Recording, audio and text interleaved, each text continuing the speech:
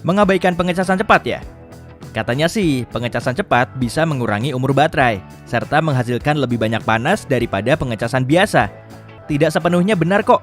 Intinya, pengecasan cepat tidak menyuplai energi melebihi batas maksimumnya. Nah, soal panas nih. Jadi begini, ponsel akan selalu panas meski kamu mengecasnya dengan cara biasa. Tapi sebaiknya jangan pakai pengecas cepat setiap waktu.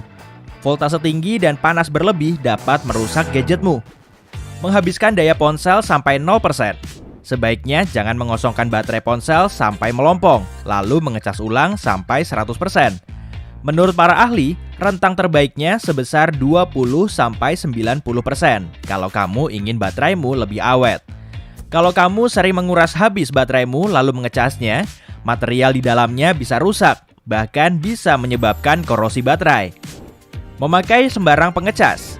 Salah besar kalau kamu beranggapan semua pengecas sama saja. Sebaiknya gunakan pengecas ori. Sebagian kabel atau adaptor aspal memang kelihatannya sebagus ori. Bahkan waktu pengecasannya hampir sama, tapi kemungkinan voltasenya berbeda.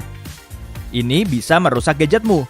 Selain itu, pengecas aspal biasanya tidak memberi perlindungan apapun dari lonjakan daya. Mengecas ponsel di kafe atau tempat umum lainnya. Nah loh, kamu tak akan tahu kalau stekernya rusak atau voltasenya tidak sesuai kan? Selain itu, pembajakan data lewat port menjadi masalah besar di tempat umum. Kalau kamu perlu mengecas ponsel di tempat umum, jangan pernah memakai port USB. Orang lain bisa mencuri data pribadimu dari situ. Apalagi kemampuan port kadang tidak begitu mumpuni. Pergi keluar tanpa membawa power bank. Sebaiknya, bawa benda ini saat kamu keluar rumah ya. Power bank jauh lebih aman daripada colokan listrik di tempat-tempat umum. Pastikan saja arus listriknya sesuai.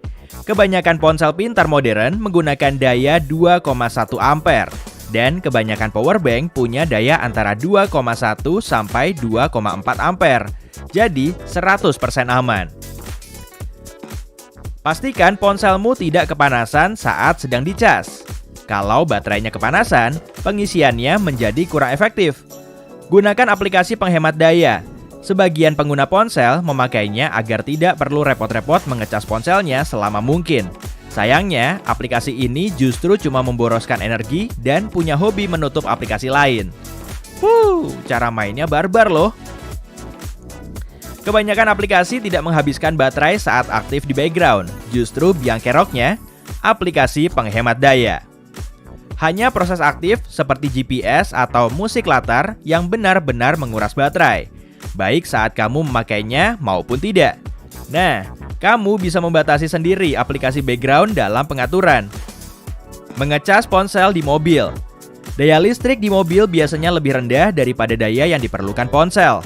Port USB-nya berdaya rendah, jadi daya di gadgetmu bisa-bisa lebih cepat habis, sementara port tidak cukup menyuplainya.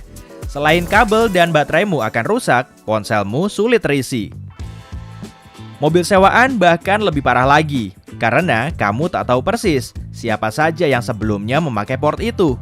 Begitupun dengan port di stasiun plus di dalam kereta api.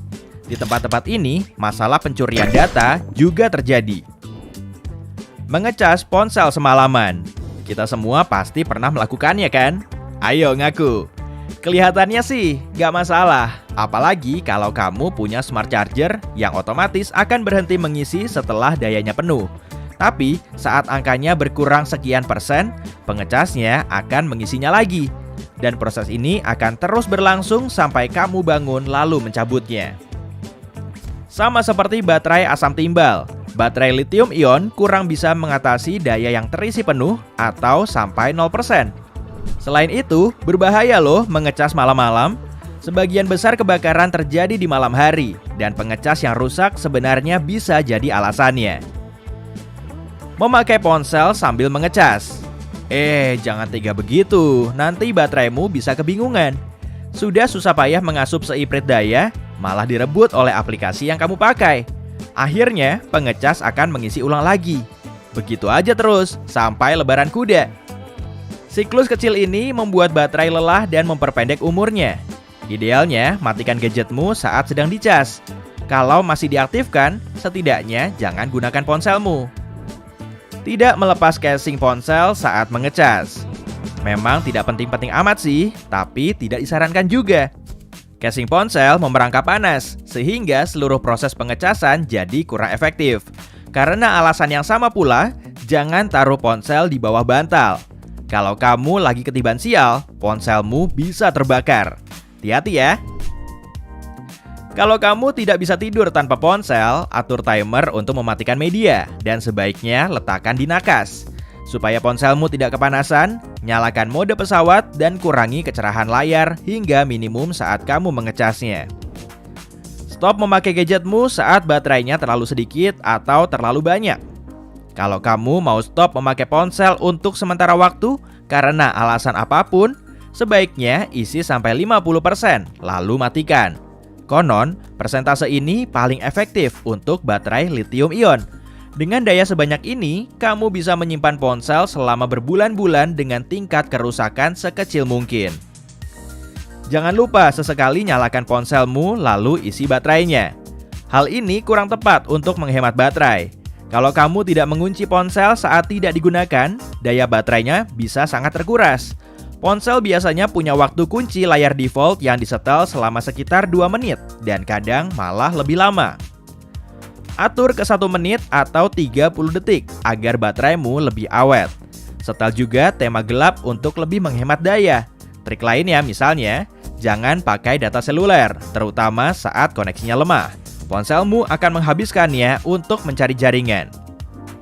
Suhu juga penting loh, jangan biarkan ponsel terpapar sinar matahari langsung, karena kalau kepanasan bisa menguras baterai.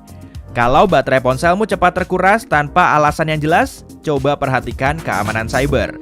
Ini bisa jadi pertanda kalau ada yang memata-mataimu dengan aplikasi khusus. Mengecas saat ada badai petir.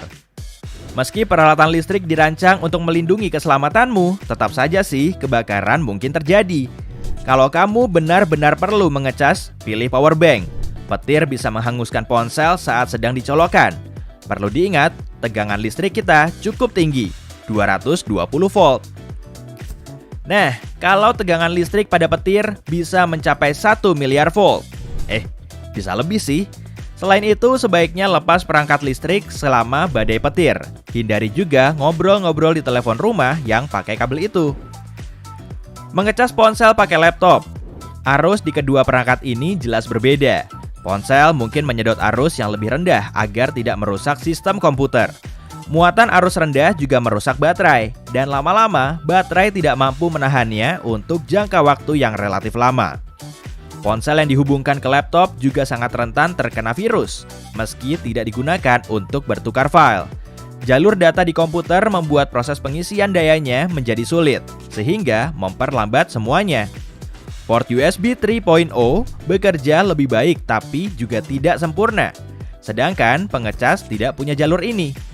Kalau daya ponsel tidak bisa terisi, alasannya bisa saja karena kabel aspal, sumber daya arus rendah, atau bahkan port USB-nya rusak. Yang paling umum sih karena kabelnya rusak. Kabel harus menahan banyak beban karena kamu terus melilit, melipat, dan menyeretnya. Coba ganti kabelnya untuk memastikan kalau biang keroknya kabel. Kalau kabelnya tidak berfungsi, coba bersihkan jacknya. Terkadang, sedikit kotoran saja bisa membuat daya ponselmu tidak terisi. Tapi, kalau terjadi korosi, trik ini tidak akan membantu.